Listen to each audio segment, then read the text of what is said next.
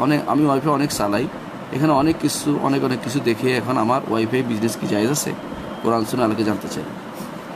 আপনার ওয়াইফাই যেমন আমি এখন অনুষ্ঠান করতেছি ওয়াইফাই দিয়ে, এখন তো ওয়াইফাই যদি না জায়েজ পাইকারিভাবে বলে দেয়, এটা কিন্তু ঠিক না। ওয়াইফাই দেখতে হবে ব্যবহার কারা করছে। যদি আপনি দেখেন যে নিয়ন্ত্রিত ব্যবহার হচ্ছে, সেটা তো জায়েজ হবে। আর যদি অনিয়ন্ত্রিত ব্যবহার হচ্ছে তাহলে জায়েজ হবে না। তো আপনার ব্যবহারকারী কারা এটা একটু দেখে নেবেন। যদি দেখেন যে যুবক শ্রেণী ওয়াইফাই ব্যবহার করে তারা পর্নোগ্রাফিতে আসক্ত হয়ে যাচ্ছে, আপনার জন্য হারাম হবে এবং তাদেরকে সাপ্লাই দেওয়া হারাম, ব্যবসা করা হারাম হবে। যদিও মূলটা হারাম ছিল না, ওয়াইফাই হারাম ছিল না, কিন্তু আপনার জন্য হারাম হচ্ছে, কারণ আপনি দিচ্ছেন যাদেরকে, তাদেরকে ধ্বংস করে দিচ্ছেন।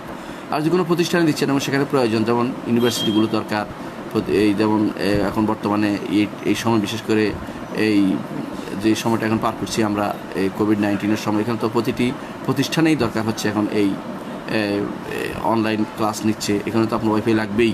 তো সেখানে আপনি দিচ্ছেন, তাহলে একটা বিরাট ভালো উদ্দেশ্য, সেখানে আপনার জন্য জায়েজ হবে।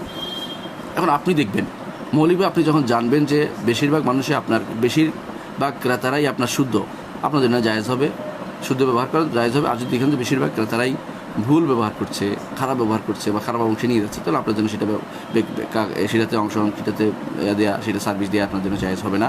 এটা আপনার নিয়তের উপর এবং আপনার সামর্থ্যের উপর নির্ভরশীল এবং আপনার দেখার উপর নির্ভরশীল যে আসলে বাস্তবতা কতটুকু ভালো ব্যবহৃত হচ্ছে।